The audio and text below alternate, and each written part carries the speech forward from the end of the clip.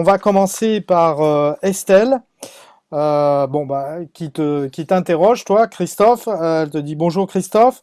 Quelles sondes utilisées en pêche, en Manche, au large du Finistère et des Côtes d'Armor pour l'esparidé, le lieu, le bar, le thon et des fonds compris entre 1,50 m et 100 mètres? Est-ce qu'il y a une utilité du boîtier Black Box 3D? Oui, alors Estelle, ça tombe bien, c'est des zones que je pêche tous les jours. Donc moi, j'utilise maintenant les générations de sondeurs Sharp, donc le DFF1 UHD ou maintenant dans la TZ3, il est inclus. Donc je travaille en basse et haute fréquence.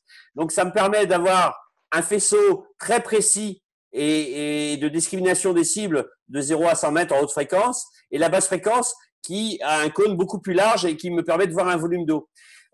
Donc là, j'ai de très très bons résultats et vous le voyez sur les différents captures d'écran qu'on a mis en mer sur Furuno. Ça, c'est intéressant de travailler. Alors, quel est l'intérêt de la DFF 3D? La DFF 3D, ça permet de prospecter très rapidement sur tous mes postes. C'est-à-dire que je me mets en 120 degrés, donc on est sur des fonds en manche à peu près, on va dire en moyenne à 70 mètres lorsqu'on est au large, et ben je gerbe sur à peu près 200 mètres de large. Donc ça me permet de trouver par exemple très rapidement une épave, ça me permet de voir exactement la bathymétrie d'un haut fond, de voir où se positionne le poisson par rapport au fond, par rapport à mon bateau, de mieux replacer mon bateau pour pêcher ces poissons.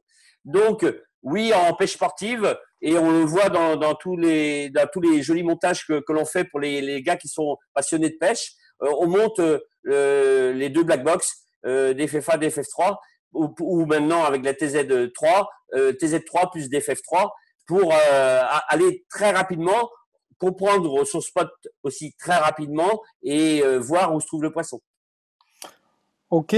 Alors, une question de Cyril. Bonjour. Sur des fonds maximum de 70 mètres, que conseillez-vous comme sonde Sharp pour le défait fin UHD?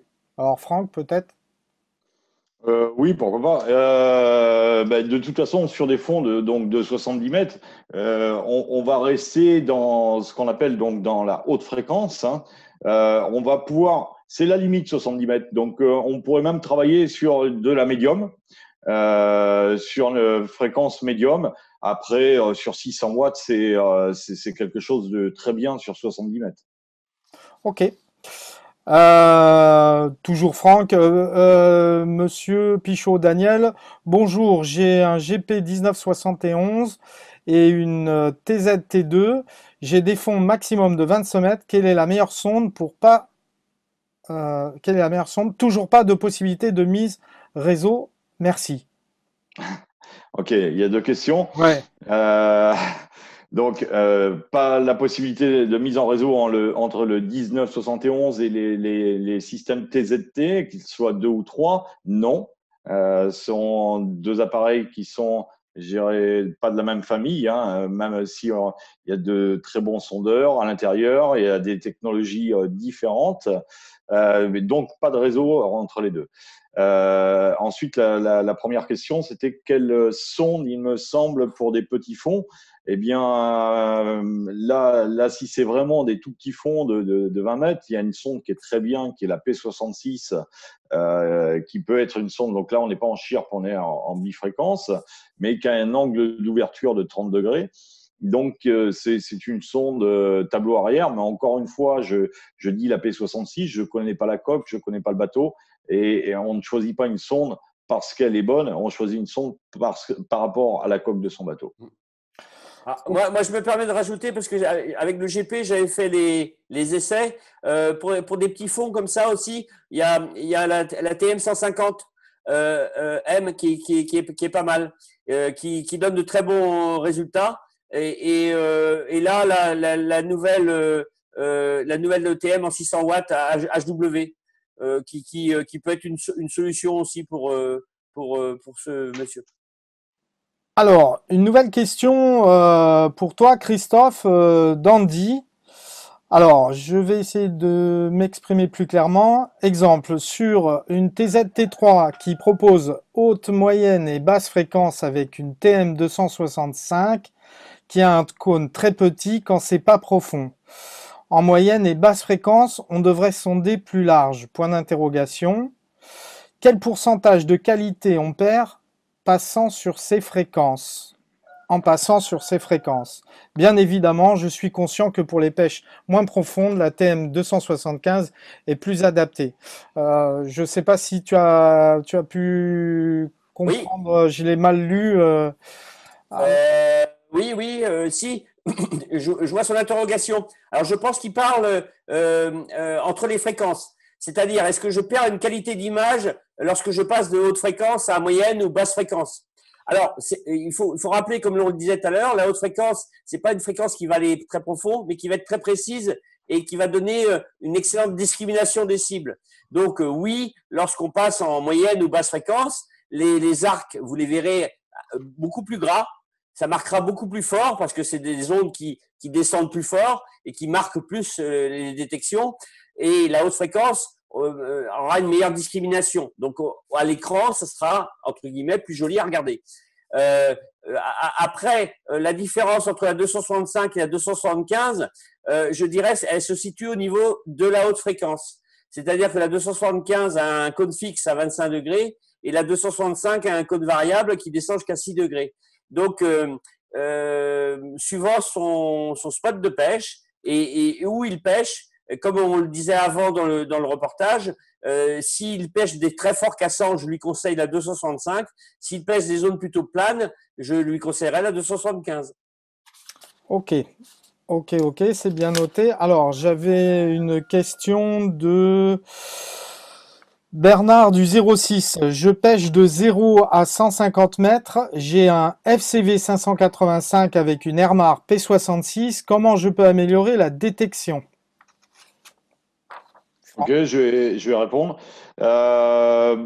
Donc, bah, il y a plusieurs choses. Déjà, il a donc une P66 avec un sondeur qui est capable d'aller jusqu'à 1 kW. Donc, la première des solutions pour améliorer sa détection, ça serait de remplacer la sonde et de mettre une sonde à 1 kW. Au lieu de travailler dans le maximum de son sondeur 600 watts, eh bien là, il va avoir de l'aisance sur le gain et donc il va pouvoir plus affiner ses échos. Et puis après, certainement, peut-être à revoir les réglages où j'avais déjà fait une vidéo d'ailleurs sur le réglage sur le 585. Alors, Thomas du 86, doit-on avoir obligatoirement une sonde Shure pour faire du PBG? Je réponds également. Non, absolument pas. Alors, quand on veut faire du PBG, généralement, donc, on utilise un logiciel qu'on connaît bien, donc Time Zero de chez Maxi.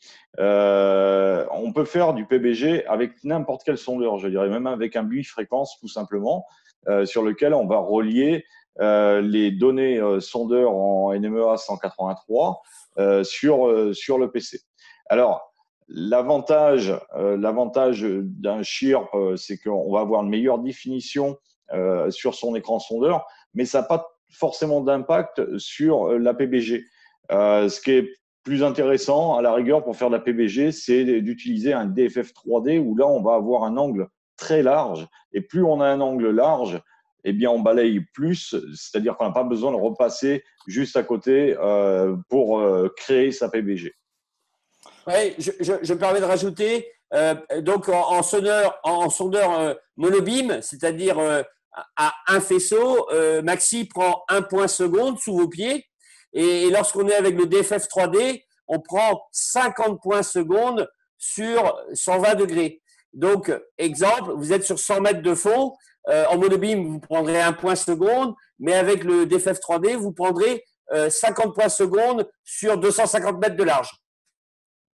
Alors, Franck de Juliette, j'ai une TZ T2 et une TM 260 sur ma coque open.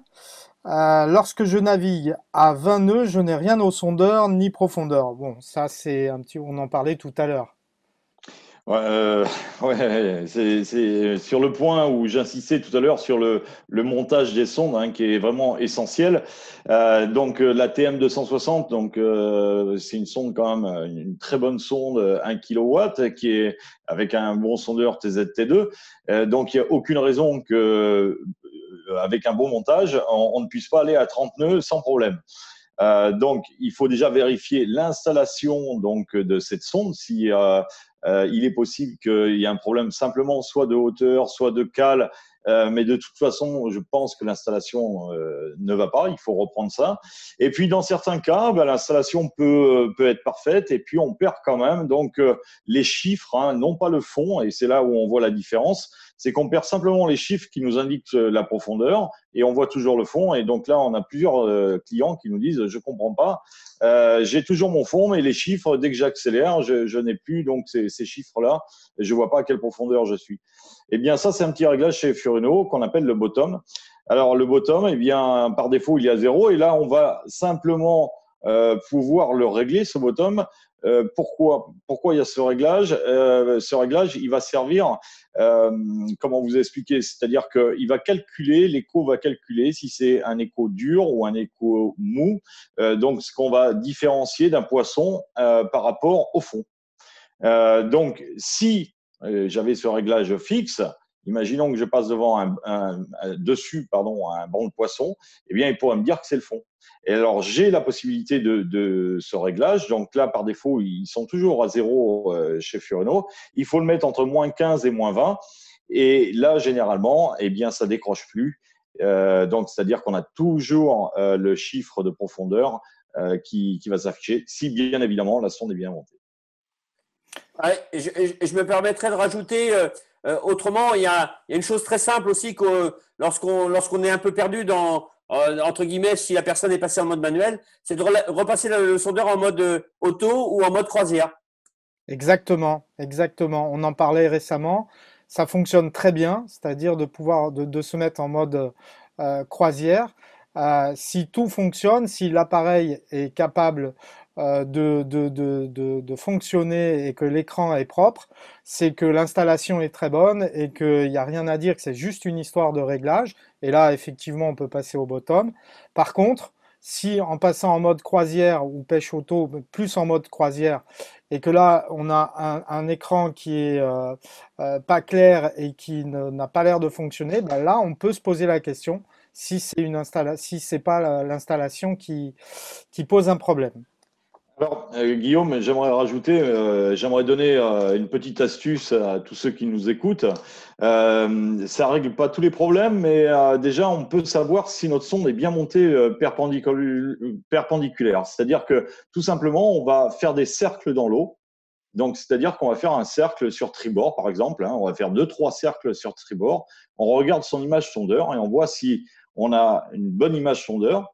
Et on va faire après des cercles sur bâbord et on va regarder. Et donc là, on va voir la différence. C'est-à-dire que si la sonde a été montée un peu de travers, eh bien, je vais avoir des meilleurs échos, par exemple, sur tribord que sur bâbord. Voilà, c'est une petite astuce quand on arrive sur un bateau pour savoir déjà si la sonde est bien perpendiculaire et bien montée. Ça ne fait pas tout parce qu'après, il y a la question de hauteur pour la tableau arrière. Il y a plein de choses qui peuvent gêner la sonde, comme on parlait au niveau des bulles et autres. Mais déjà, c'est une petite astuce déjà pour savoir si c'est bien monté au niveau perpendiculaire par rapport au fond. Mais parfait, c'est fait pour ça, hein, Furuno Academy, c'est pour des réponses aux questions, des conseils et des astuces. Parfait.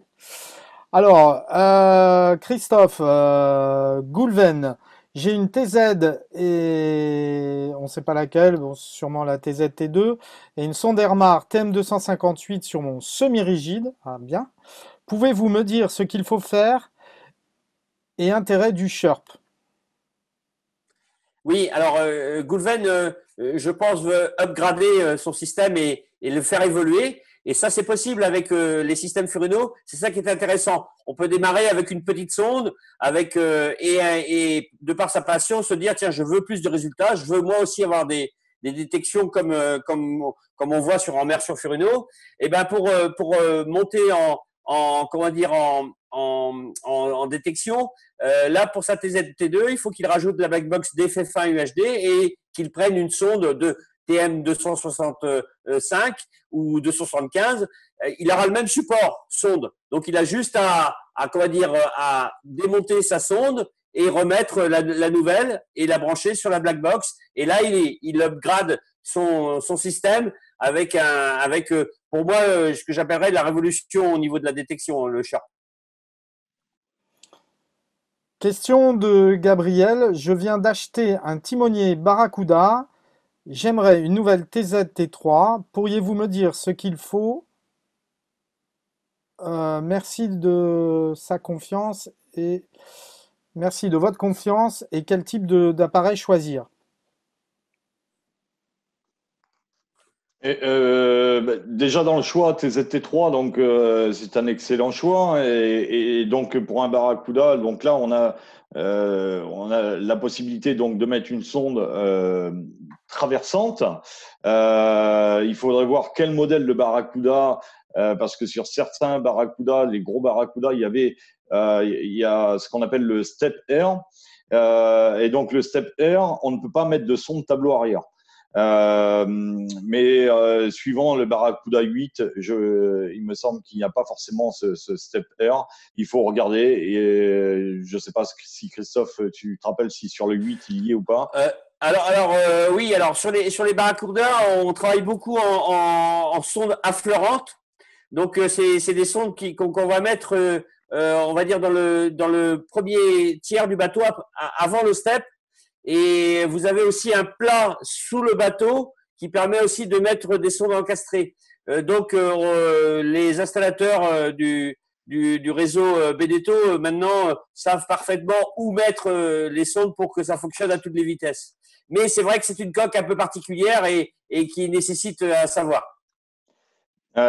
Alors effectivement, sur les coques qui ont donc ce Step Air, il y a un méplat juste devant, juste avant le Step Air.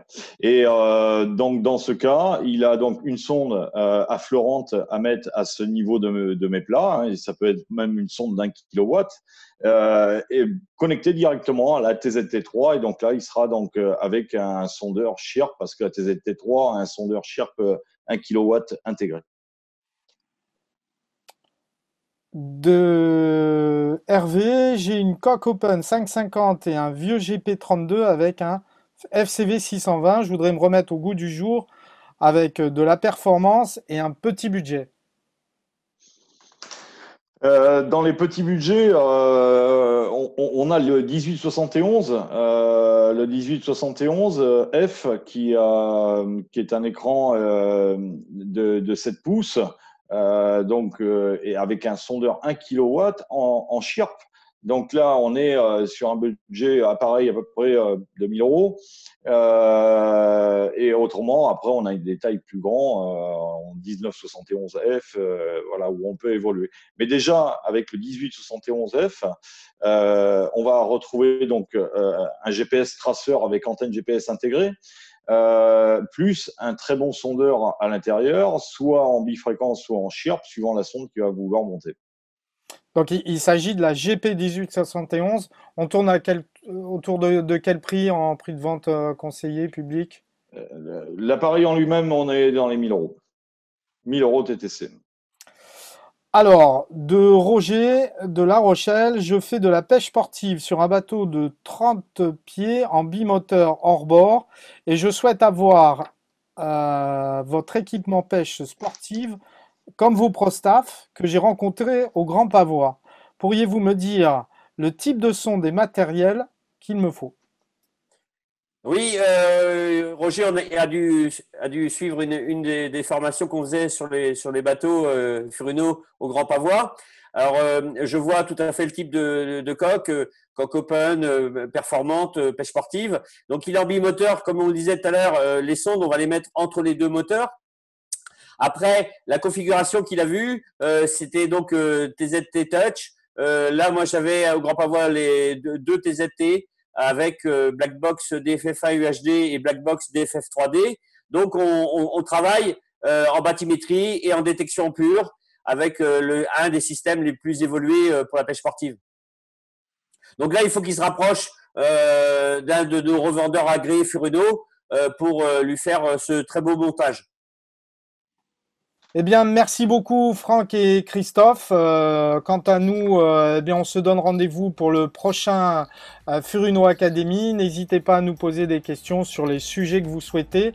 J'espère que pour le prochain Academy, Furuno Academy, eh ben, on pourra se retrouver en mer et sur un bateau pour pouvoir rentrer un petit peu plus dans la pratique et l'utilisation de nos appareils en mer.